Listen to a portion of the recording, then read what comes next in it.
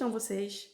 Hoje estamos aqui novamente para continuarmos aquele assunto que começamos há 2 semanas atrás em relação aos parâmetros intrínsecos e extrínsecos de multiplicação de micro-organismos nos alimentos. Nós já fizemos uma introdução, falamos sobre pH e hoje o assunto que a gente vai se referir é sobre a atividade de água. A gente sabe que é muito importante a atividade de água para que os micro-organismos possam realizar as suas atividades metabólicas. Sem isso, ele não consegue sobreviver naquele meio. Obviamente, como a gente já falou antes, um parâmetro ele vai influenciando no outro. Então, obviamente, como a gente vai ver mais lá na frente em relação à teoria das barreiras, a gente já sabe que, o pH vai interferir com a atividade de água, que vai interferir com o potencial de oxirredução, né? A própria composição também, que vai fazer com que o pH seja diferente e assim por diante. Então, essa relação existente, né, entre a chamada atividade de água que vai entre 0 e 1, lembrando que a atividade de água da água pura é 1. E, obviamente, como a gente vai ver, daqui a pouco eu vou mostrar uma tabela para vocês, a maior parte dos micro-organismos, eles vão sobreviver numa atividade de água próxima a 0,98, um pouco abaixo disso, 0,94, certo? Pelo menos se a gente for pensar na maioria das bactérias patogênicas.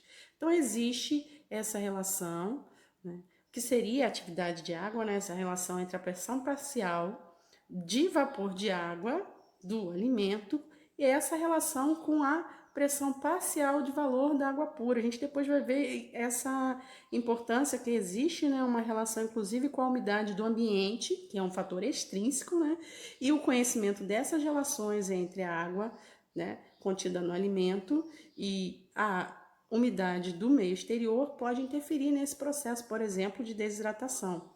A gente vai lembrar que quando a gente está falando de atividade de água, a gente está se referindo à água livre, que é aquela água que realmente o micro-organismo vai utilizar para os seus processos metabólicos.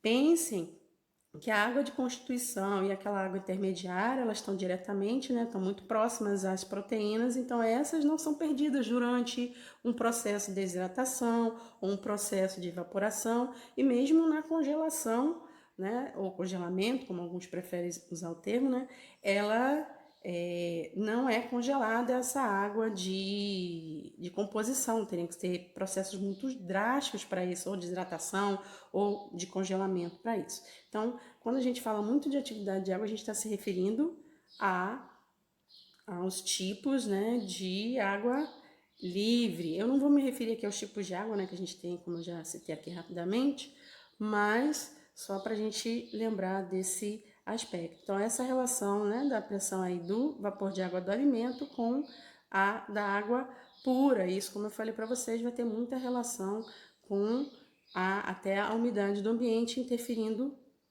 nisso. Então, quando a gente fala dessa questão de atividade de água, uma coisa muito importante que a gente já citou é que isso vai interferir diretamente, né, no desenvolvimento, multiplicação de micro-organismos do alimento, mas existem aqueles micro-organismos que conseguem até mesmo se multiplicar ou ser resistentes nesses ambientes mais adversos, né? Que a gente, né, existem vários métodos aí que a gente utiliza para diminuir a atividade de água, seja pela própria retirada da água por um processo de desidratação ou mudando a pressão osmótica, seja adicionando sal ou adicionando açúcar, por exemplo.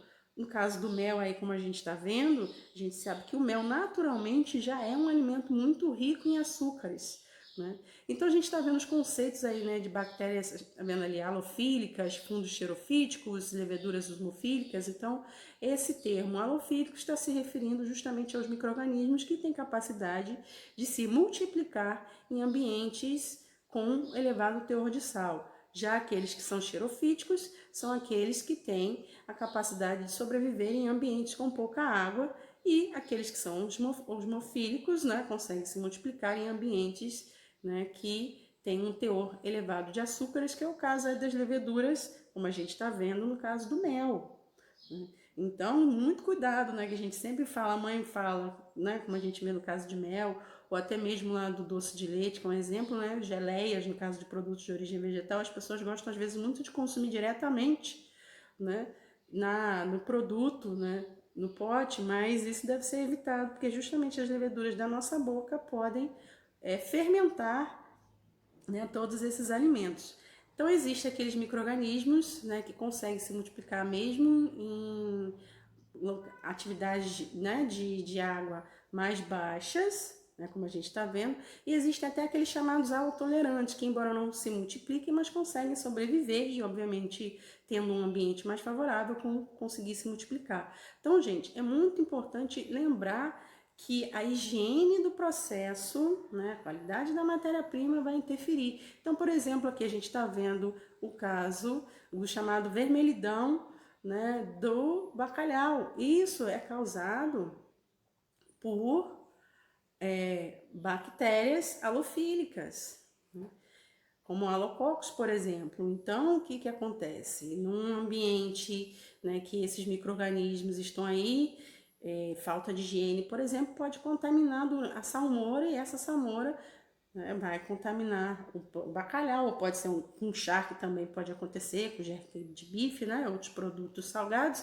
e com isso, esses produtos, né, apresentarem esse processo aí de deterioração, essa alteração na coloração. Eu já citei o exemplo aí do mel, no caso das leveduras, provocando fermentação. E assim podem acontecer várias situações, tá? Então a gente tem que lembrar que são micro-organismos que conseguem sobreviver nesses ambientes, né, com a atividade de água alterada, porque eles são capazes de produzir algumas substâncias que vão fazer essa osmorregulação, que podem ser, dependendo aí do micro-organismo, né? Alguns conseguem produzir aminoácidos, álcoois, até mesmo açúcares para manter essa osmorregularidade. Então não vamos nos iludir acreditando que simplesmente alterando a atividade de água a gente vai conseguir manter, né, a vida útil do produto sem pensar novamente na higiene do processo. Foi isso que eu conversei sempre com vocês. É importantíssimo manter a qualidade da matéria-prima, a higiene durante todo o processo,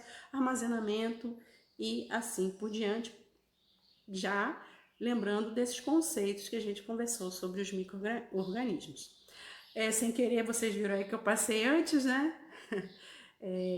Aqui nessa tabela a gente mostra, né, a capacidade, né, a atividade de água, aqui, vários micro-organismos aqui no caso, né, patogênicos, né, que necessitam para sobreviver. Então, o Clostridium botulino aí necessita de uma atividade de água de 0,97. Lembrando, gente, que a atividade de água da pura é 1, né? Escherichia coli 0,96, Vibrio parahemolítico 0,94. E o Staphylococcus tem esse aspecto interessante, ele tem essa capacidade de conseguir sobreviver em ambientes com uma atividade de água um pouco mais baixa quando comparado com outros micro-organismos. E aí, um caso de um fungo, né, com Aspergillus glaucus, né, que está relacionado, inclusive, com a produção de micotoxinas. Então, assim, né, a gente vê muito isso em produtos não perecíveis, né, que tem uma atividade de água mais baixa, mas se tiver um meio propício para o desenvolvimento de fungos, pode ocorrer a produção de micotoxinas. Lembrando, gente, que as micotoxinas elas vão se acumulando na cadeia, por isso que alguns animais consumindo, né, mesmo ração vegetal, podem acumular, por exemplo, no caso no leite. Isso pode acontecer. Então a gente tem que ter muito ter esse entendimento da importância de todo esse processo para manter a vida útil dos alimentos, a higiene, mas para no final lá para que o consumidor esteja protegido, né, de doenças de várias etiologias. Aqui especificamente mostrando a atividade de água, alguns exemplos, né, de alimentos. Então percebam que os chamados alimentos perecíveis aí, né, tem uma atividade de água mais alta e obviamente a gente vai ter uma relação com o tipo de micro-organismo que vai conseguir se desenvolver. A gente já entende que as bactérias, né, têm uma necessidade de atividade de água maior, então por isso que preponderantemente a gente vê muitas bactérias patogênicas, inclusive causando, doenças por conta disso. Lembrando que existe uma relação dos outros fatores intrínsecos, tá, gente? Então, já vai ocorrendo uma diminuição da necessidade de água livre aí pelos micro-organismos presentes, né, em alguns alimentos.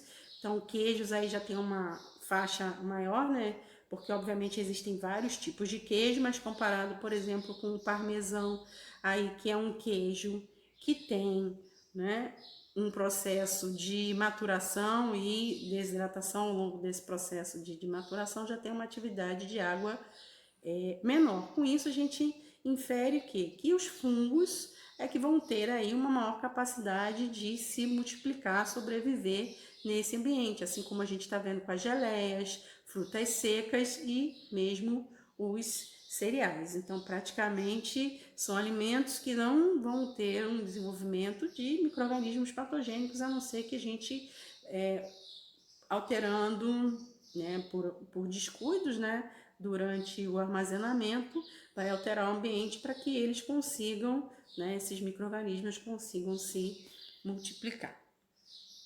Aqui, né, se tratando de produtos de origem animal, a gente colocou alguns exemplos, né, da utilização desse conhecimento que a gente tem do processo de desidratação, né, total ou parcial para a obtenção de alguns alimentos. Então, aqui no primeiro plano a gente vê o que? O leite em pó. Aqui é leite em pó. Né? Temos aqui o jerky de bife, que é um tipo de carne seca, né, gente? E o famoso bacalhau. São todos produtos que são obtidos pelo processo de desidratação e, no caso do bacalhau e do jerky de bife, né, obtidos também aí pelo processo de salga. Então, por isso que são produtos que a gente consegue armazenar em temperatura ambiente, né, depois do processo. Claro que a gente recomenda, no caso do bacalhau e das carnes secas, manter sob refrigeração, que é mais uma forma também de evitar as contaminações ambientais. Mas o leite em pó, o ovo em pó e outros produtos desidratados, por que eles, né, conseguem ser mantidos em temperatura ambiente? Justamente por terem uma atividade de água menor. Então, com isso, há uma dificuldade de sobrevivência e multiplicação dos micro-organismos. Em outro momento, a gente vai falar da importância da pasteurização, né, para produtos como leite em pó, ovo em pó, tá, gente? Não imaginem que o produto, só porque ele é transformado em pó, ele não passa por um processamento térmico, tá? Porque, na verdade, a desidratação só vai transformar a água, né? Vai fazer com que a água, né, seja aí retirada desses alimentos, mas é importante também o processamento térmico, no caso aí do leite em pó e do ovo, que são os exemplos que eu estou citando, para evitar a multiplicação de micro-organismos patogênicos, mas aí a gente deixa para um outro momento, quando a gente for falar de produto desidratado, tá? A gente tem muitos assuntos ainda a conversar, então, primeiras coisas primeiras. Então, o que eu quero que vocês entendam hoje é justamente a importância da redução da atividade de água para dificultar a multiplicação dos micro-organismos. Então, em termos de processamento, já existem vários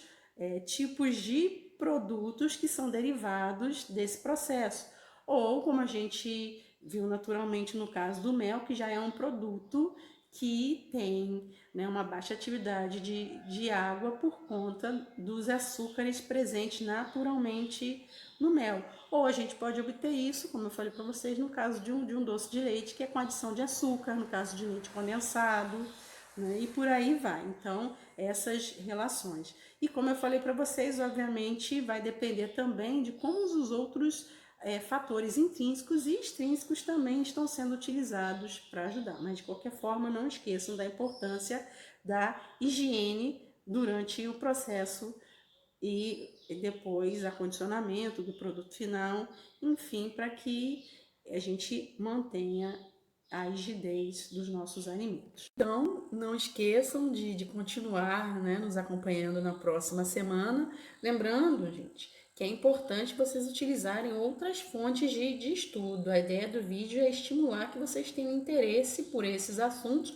mas não esqueçam de buscar outras fontes, como livros, artigos científicos, até mesmo outros vídeos, né?